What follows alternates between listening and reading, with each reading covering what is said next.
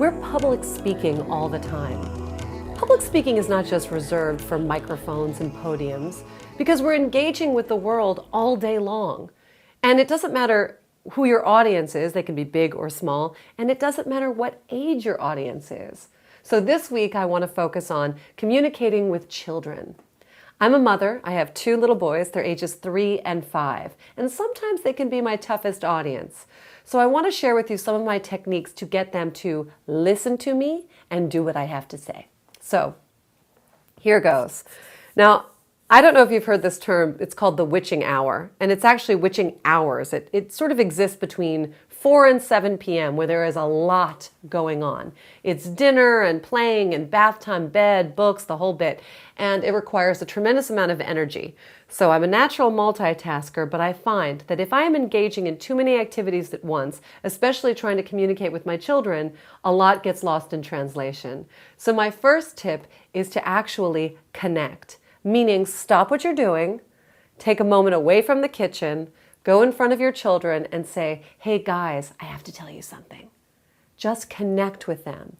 Now, the more that you bring that to the table, the more that they'll hopefully stop what they're doing and listen to you. Now, in order to help them pay even more attention, I want you to get on their level.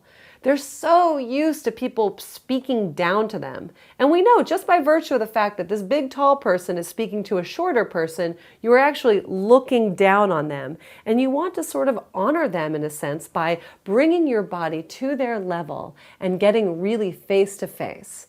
Which leads me to my third tip, which is eye contact. So you're stopping what you're doing, you're walking into their presence, you're making sure that you connect with them by getting on their level and looking them right in the eye.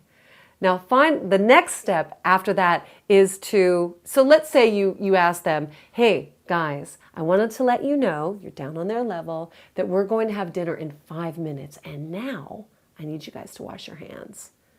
And then we ask them to repeat it, which is tip number 4. So I need you guys to wash your hands, okay? So what did I just ask you? What are you going to do in 2 minutes? And they're going to say, wash my hands. Yes, that's awesome.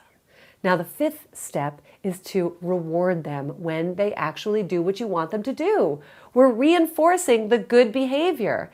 Believe me, it's exhausting to ask anybody to do something over and over and over and over and over again, and it's frustrating. So if we stop what we're doing, we connect with them, we get on their level, we look them right in the eye, we ask them to repeat what we just asked, and then we reward them when they do a great job, believe me, they will want to do it over and over and over again.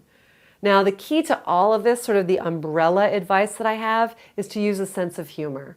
Humor is my best friend because even though inside I may be going, there's so much to do, it's so crazy in my household.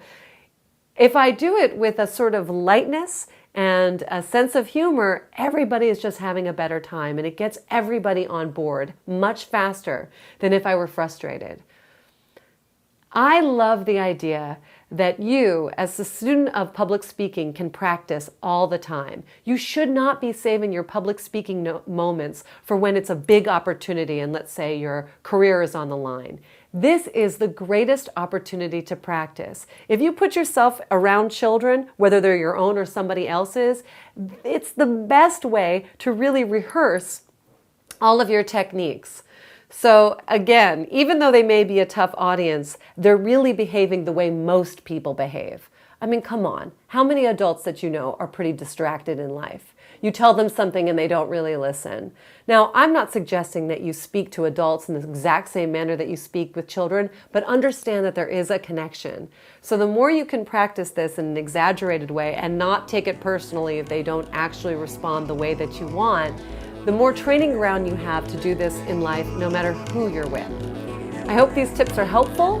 I hope you have fabulous children in your world. I'm sure you do. And try this and see what happens. Works for me.